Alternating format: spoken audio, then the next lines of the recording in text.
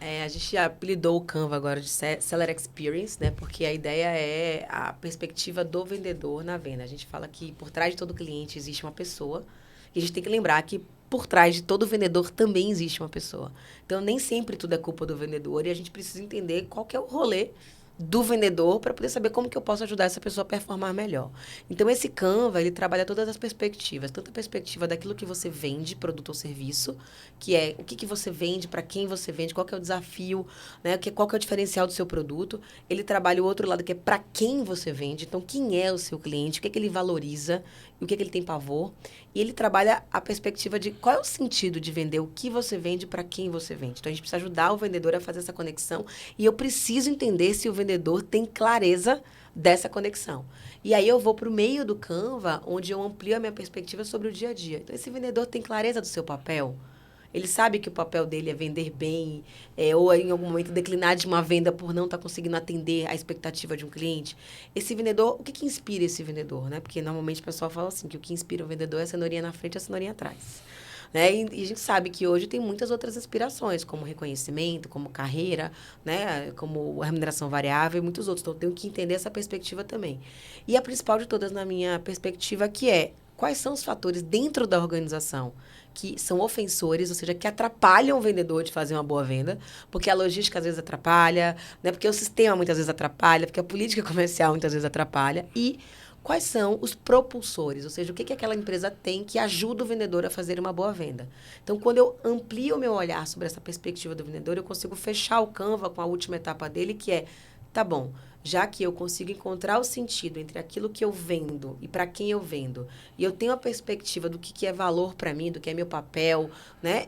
Como é que eu faço esse processo? Que aí é quando eu vou transbordar a técnica de vendas, considerando os desafios que aquele time tem para fazer a coisa acontecer. Dá um exemplo dos propulsores e dos opressores que Of- você tem Ofensores. ofensores que você tem visto aí nas empresas mais comuns. Os propulsores normalmente estão muito relacionados à marca. Então, assim, é claro que é muito mais fácil vender uma empresa conhecida, é muito mais fácil vender uma empresa consistente, é muito mais fácil vender uma empresa que tem cases, é muito mais fácil vender uma empresa que tem uma política de relacionamento com o cliente. Então, isso costumam ser propensores, são fatores da organização que ajudam o vendedor a bater a meta dele. E os ofensores costumam ser aquelas coisas que estão nas áreas de interface. Né? Uhum. Às vezes, a própria gestão comercial é ofensor, você tem uma gestão de comando e controle, que só faz pressionar o time ao invés de orientar o time. A política de incentivos pode ser um ofensor, a política comercial pode ser um ofensor, a distribuição daquela empresa pode ser um ofensor, o histórico daquela empresa pode ser um ofensor. Então, é importante a gente considerar Histórico isso no jogo. seria problema não reclame Problema não aqui. reclame aqui, né? Exatamente. Então, às vezes, a empresa E quer. como conserta isso? Primeiro, que o grande lance não é exatamente consertar, porque se fosse tudo perfeito, não precisava de vendedor. Né? Se fosse tudo perfeito, o vendedor é dispensável.